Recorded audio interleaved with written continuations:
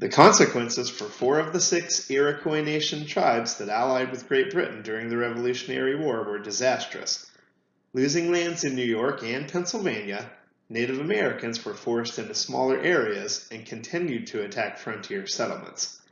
The U.S. military attempted to clear the Ohio country for settlement, finding disaster the first time in 1791, when 900 of 1,400 troops suffered the loss of their lives at the hands of the Miami, but finding success in 1794, defeating a Native American force of more than 1,000 at the Battle of Fallen Timbers. The victory was a blow to the British as well, who were allied with Native Americans in the Great Lakes region. Movement onto land owned by the federal government but unoccupied by squatters caused the government to burn squatters' homes and build forts to deter the squatting.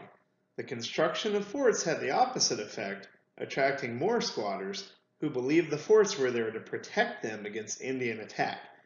In order to open up the Ohio country, Virginia and Connecticut had to cede their lands to the federal government, whose authority was being tested in western Pennsylvania when a crowd of 6,000 protesters, angry at the excise tax on whiskey, marched on tax collector John Neville's home and burned it down. This specific event, which was a part of the larger Whiskey Rebellion, was the catalyst for George Washington to send 13,000 troops to put the rebellion down. Leading the troops himself, the rebels dispersed and the federal government survived an early challenge to its authority. As settlers moved west into the Ohio country, the Northwest Ordinance was enacted, which promoted public education, protected private property, and banned slavery. The ordinances of 1785 and 1787 set aside land to support public schools and defined the value of public education to the well-being of society, respectively. Although slavery was banned, states did not offer equal rights to all residents, and the rights of Black Illinoisans were severely restricted under a system of servitude which lasted until the Civil War. Regarding treaties and American Indian legal claims relating to land seizures, an ambiguous relationship between the government and tribes led to problems. For example, the Treaty of Paris made no mention of Native American rights when defining the territory of the U.S. from the Atlantic to the Mississippi River. And although the Northwest Ordinance specifically directs Native American lands and property shall never be taken without their consent, the government sent 2 expeditions to open up the Ohio country for settlement. The Battle of Fallen Timbers has been called the last battle of the American Revolution because it helped the young nation expand its territory westward. Spanish expansion of mission settlements into California provided opportunities for social mobility and led to cultural blending.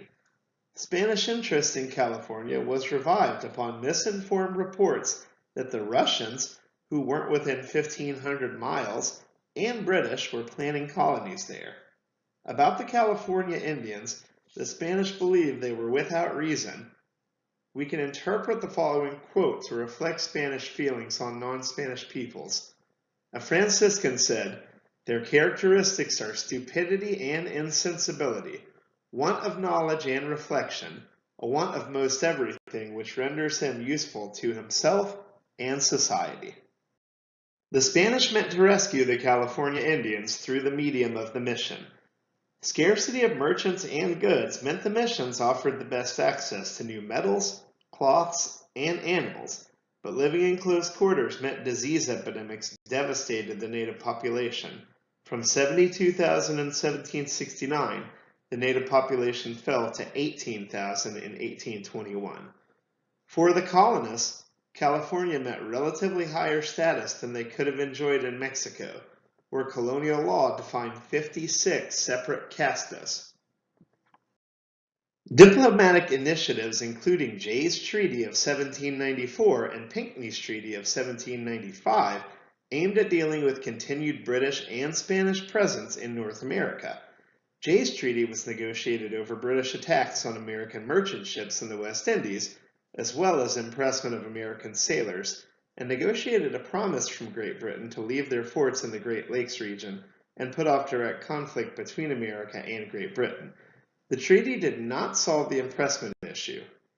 Pinckney's treaty recognized the right of Americans to navigate the Mississippi River to New Orleans, established the boundary of Florida, and voided Spanish guarantees of military support to Native Americans in the disputed frontier regions of Mississippi and Alabama, weakening those communities' ability to resist encroachment upon their lands.